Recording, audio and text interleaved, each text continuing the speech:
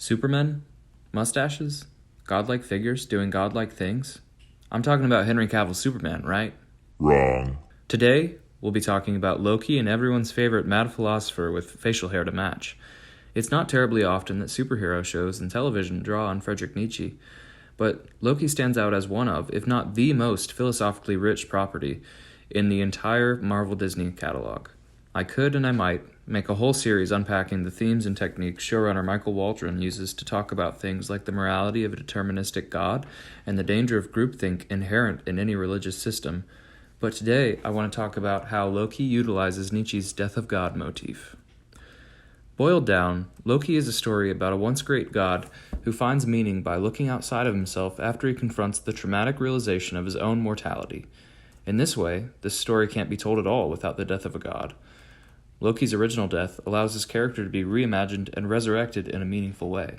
For variant Loki, witnessing this enables him for the first time to wonder, maybe ultimate power isn't the way to the good life. But what does Nietzsche mean by the death of God anyways?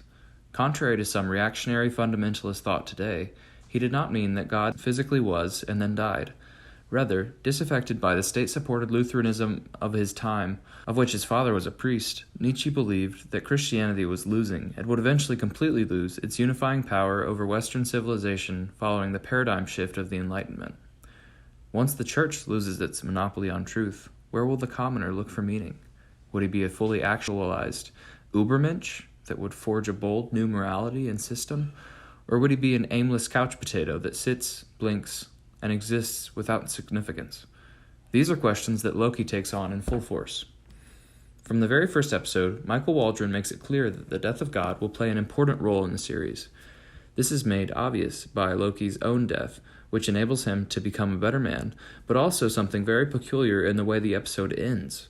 When the mysterious variant, later identified as Sylvie, first appears, they are wearing a dark cloak carrying a lantern.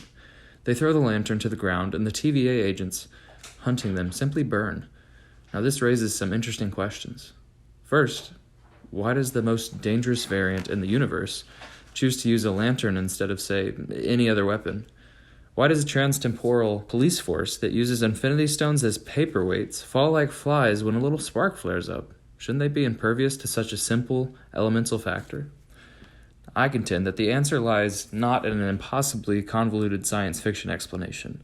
No, Sylvie's power here is not in her physical prowess or strategic maneuvering. Rather, her power lies in the metaphor she is drawn out of. Sylvie functions as Nietzsche's madman from one of his seminal works, The Gay Science. Here, madman enters a town asking everyone he sees, "Where is God? Where is God?" When he cannot find him in the churches or in the public square, he makes the infamous proclamation, "God is dead, and we killed him." Following this, he sings a requiem for God before slamming down his lantern, igniting a spark that would ultimately become an inferno. The difference is that here, Sylvia is not only seeking to burn down the religious system that harmed her, she's going after the very God that instated the system. Now, through episodes 2 and 3, we see the TVA characterized as a dutiful trans-temporal organization that seemingly worships the mysterious timekeepers by maintaining the purity of the sacred timeline. In episode 4, Loki and Sylvie earn an audience before these lords of determinism, and by this point their intentions are clear. Sylvie seeks to kill God because all her life she has been seriously wronged by the TVA, and any sacred timeline that necessitates the suffering she endured needs to be eradicated from the top down. Loki, still the god of mischief, partial to free will and increasingly sympathetic to Sylvia's situation, comes along for the ride. Now they destroy the god behind this organized religion, and everything gets thrown in shambles. It's only after this monumental event that each main character experiences some kind of meaningful deconstruction. So, if organized religion is out, where do we go? If there is any reality to this whole sacred timeline business, where does it come from? To answer this question, Loki and Sylvie must go beyond the mere religious. They must go, in a sense, into the mystic. Who is the true God within Loki's universe? Who is the real author of the sacred timeline? In truth, the only real answer is Loki's writer and showrunner, Michael Waldron. However, since he's a writer and not an actor, he wrote in a character to hold the script for him. Well, not that guy. Yeah, him. No, he who remains. This guy writes, connects, and strings together the sacred timeline, all for the greater good of cosmic order. This order mandates and causes some individuals like Sylvie to suffer immensely through no fault of their own. On the other hand, there's no telling what the world is like without the comfort of providence, albeit a ruthless one. So, knowing now that there has indeed been a guiding hand behind the events of their universe, Loki and Sylvie are put in much the same dilemma as Nietzsche found himself in 19th century Europe. What is a world without God, without the stability, without the comfort, without the questionable consequentialist ethics of a sacred timeline look like? Will individuals ascend to a new type of hopeful, self-sufficient person, like Nietzsche's Übermensch? Or will they shrink away into nihilism, ultimately unable to confront the truth of their hopelessly isolated existence?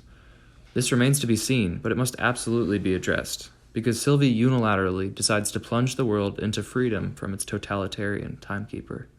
The abyss has been ripped open, and Season 2 will have to explore. Where do we go in a world in which the source of sovereignty has been dispatched? If God's plan is out, then whose plan is in?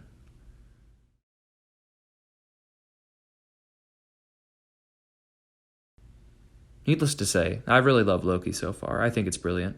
The success of a project with Loki's scope and ambition is already making ripples in the MCU, and I have full faith that Loki will continue to be one of the most engaging philosophical treasure troves that Marvel and Disney have to offer. Thanks for watching. Have a good one.